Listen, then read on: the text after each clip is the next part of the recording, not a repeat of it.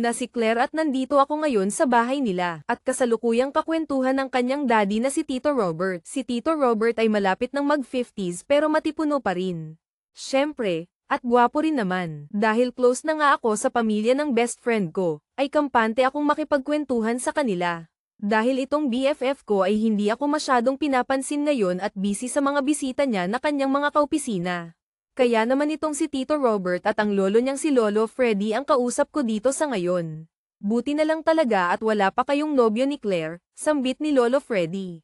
Hala naman, Lolo, ano namang ikakabuti nun? Wala ngang jowa natatawang reaksyon ko. Malakas ang tawa ni Tito Robert. Aba, teka nga muna at dumating ang kumpare ko. Tumayo at umalis si Lolo Freddy. Naiwanan kami ni Tito Robert na nakaupong magkatabi dito sa isang round table sa may dulo ng garden nila. Pander na ang nasa likuran namin at tanaw namin ang lahat ng bisita ni Claire. Hindi ka pa ba talaga nagkaka-boyfriend? Curious na tanong ni Tito Robert. Pagtango ang naging tugon ko sa kanya habang tinutungga ang bote ng beer. Di wala ka pang karanasan? Biglang tanong nito. Ano daw? Karanasan? Ako ba? Ano bang karanasan ang sinasabi niya? Karanasan sa anong bagay naman kaya, ha?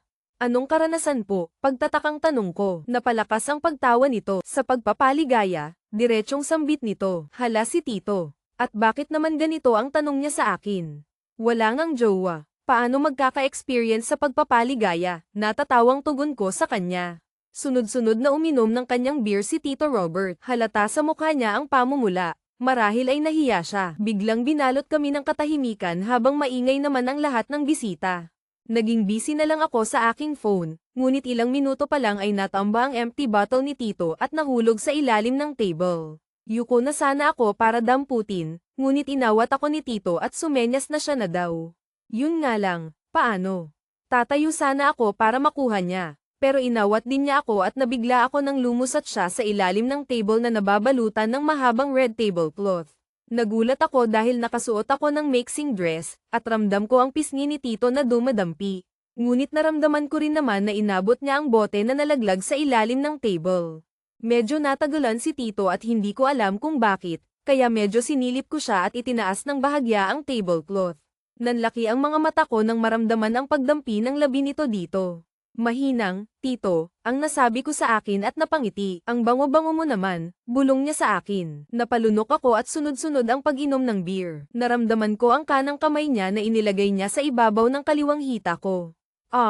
Tito, mahinang wika ko dahil parang nakukuryente ako. Iiwas ba ako o hahayaan ko ba siya? Nakikiliti naman ako na parang nagugustuhan ko naman tuloy. Tuloy ang pag-inom ko at gayon din si Tito na para bang wala siyang ibang ginagawa. Kinakabahan ako na baka may makapansin sa amin, kaya naman todo libot ang mga mata ko habang umiinom. Bumilis ang tibok ng puso ko, kabado pero hinahayaan ko siya. Gusto mo ba? Tanong niya. Hindi ko alam ang isasagot ko sa kanya. Tahimik lang ako at hindi gumagalaw kaya't na pumapayag ako. Tito, baka mapansin tayo dito. Pag-aalala ko. Ako nang bahala. Bulong niya. Napakagatlabi tuloy ako sabay inom ulit ng beer. Tito, nakakahiya po. Sambit ko. Ayos lang yan, bulong na wika niya. Since gabi naman at busy ang lahat ng bisita sa party ay wala sigurong makakapansin sa ginagawa ni Tito Robert. Masarap ba? Bulong na tanong niya at napatango ako. Lingid sa kaalaman ni Tito ay si Claire na anak niya ang hindi nabaguhan sa ganitong bagay at nagpadali sa isang game na sinalihan namin noon. Iba ang kiliti na nararamdaman ko kay Tito Robert ngayon. Umayos ka ng upo, bulong na utos niya at sumunod naman ako. Napahawak ako sa kamay niya. Nagkatinginan kami ni Tito, ngumisi siya sa akin. Inoobserbahan ko ang paligid namin dahil baka may makahalata. Pinapawisan ako at gayon din siya. Napansin namin na papalapit na muli sa amin si Lolo Freddy at kasama na niya si Tita Anita. Agad na umayos ako ng upo. Uuwi na po ako, Tito. Pagpapalam ko at mabilis na tumayo ako. Agad na pinuntahan ko sina Tita Anita at Lolo Freddy para magpaalam. Ngayon din sa aking BFF, magdadalawang linggo na simula nang may nangyari sa amin ng daddy ng BFF ko. At syempre, nakukonsensya ako at ayoko nang masundan pa iyong pangyayari na iyon. Una, tinuturing ako ni Claire na tunay na kapatid at hindi lang basta best friend. At pangalawa, si Tita Anita ay parang second mom ko na rin. Ngayon din naman si Tito Robert, pero nag-iba ang tingin ko at pakiramdam sa kanya nang ay par-honest niya sa akin ang kaligayahan na iyon. Aminado naman ako na ilang araw matapos ang aksidenteng iyon ay parang hinahanap-hanap ko ang ginawa ni Tito sa punto na ginagawa ko na rin iyon para maligayahan lang. Ngunit ngayong gabi ng Biyernes ay hindi ako nakaligtas kay Claire. Sinundo niya talaga ako sa opisina para lang magstay ako ng buong weekend sa bahay nila, which is palagi ko naman talagang ginagawa kapag walang ibang lakad. May gamit na rin ako sa room niya kaya talagang kahit kailan na gustuhin niya akong matulog sa kanila ay pwedeng-pwede talaga. Pagdating namin ay nakahanda na ang dinner at dito ko na nalaman na out of town pala si Tita Anita kaya kaming tatlo na lang ang nandito kasama ang tagalinis at tagaluto na si Manang Tina. Mukhang busy ka noong nakaraang week, hindi ka dito natulog sa bahay sambit ni Tito. Nilunok ko muna ang pagkain na naisubo ko bago ko siya tinignan.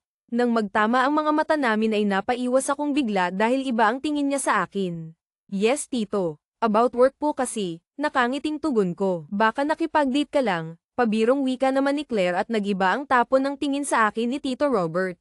Sus, wala akong kadate, kung puro documents. Natatawang sagot ko. Napatawa na rin si Tito pero malagkit ang tingin nito sa akin.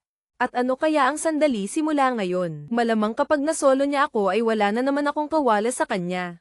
Ayoko na sanang may mangyari ulit pero tingin pa lang ni Tito sa akin ay parang nakakaramdam na ako. Dad movie night kami ni Diana mamaya sa TV room sali ka tanong ni Claire sa ama niya. Siyempre dapat may kasamang inuman pabiro ni Tito. Kinakabahan yata ako sa pwedeng mangyari during movie marathon at inuman naming tatlo. Nag-prepare muna kami ni CL at nagsuot na ng pantulog, para after ay diretso tulog na. Nang makarating at makapasok kami sa loob ng TV room ay sobrang lamig. Hala dad, ang lamig, pasiga na sad ni CL sa kanyang daddy. Mas masarap mas malamig kasi siguradong mag-iinit tayo sa inuman, natatawang wika nito. Nakabalot si Tito ng blanket at may naka-ready na blanket din para sa amin ni BFF. Nakahanda na rin ang mga beers at pulutan at ready to play na rin ang unang movie na papanoorin namin. L-shape ang supa nila dito at malapad si Claire ay pamwesto agad sa kabilang side at diniretso ang paa sabay balot ng blanket na malaki. Si Tito Robert ay nasa kanan ko at naupo ako sa tabi niya sabay balot ng malaking blanket dahil nga sobrang lamig sa loob. Magkatabi kami ni Tito at bahagyang damaykit siya ng upo sa akin. Inabutan kami ni Claire ng tig-isang bote ng beer. Sinimulan niya na ang unang movie. Noong una ay nagkukwentuhan at tawanan pa kaming tatlo hanggang sa unti-unting tumatahimik si Claire. Mukhang nagiging focus na siya sa movie gayon din naman ako at si Tito.